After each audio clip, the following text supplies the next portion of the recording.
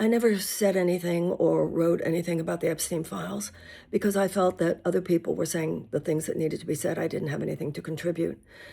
These stories have been out there for a very long time. I knew Conchita Sarnoff years ago in Los Angeles when she was saying this stuff before it broke big.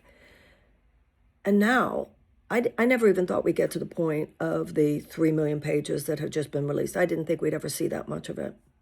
But what I'm seeing now is so deeply disturbing because now the sort of worst conspiracy theories about it prove to be true. It was truly as bad. Just from the files that have been released, that the government itself has released, it not only was as bad as many people thought, we're talking true evil.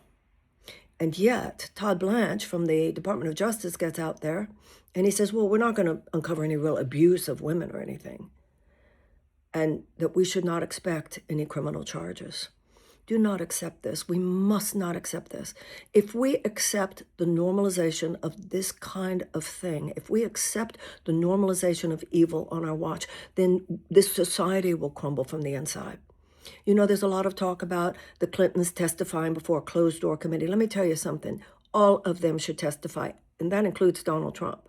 Given the, 1,000 mentions of him, not only should they all who are represented in those files with very questionable activities at play, not only should they testify, not only should they testify before Congress, they should testify before an open public committee.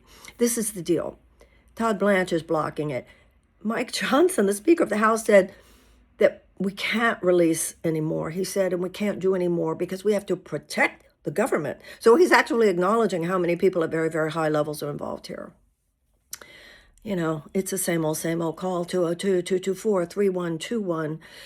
Flood the phone lines in Congress. Doesn't matter whether you have a Republican or a Democrat, and say you want to hear more and you do not want it to stop here. That's what they're doing right now. They're releasing those files and saying, okay, it's over. The president just said it's a hoax, Democratic hoax. If we allow that to be done to us, if we are willing to submit to this level of manipulation, if we are willing to just be quiet, okay, well, that's that. We did that. Move on. No, don't move on.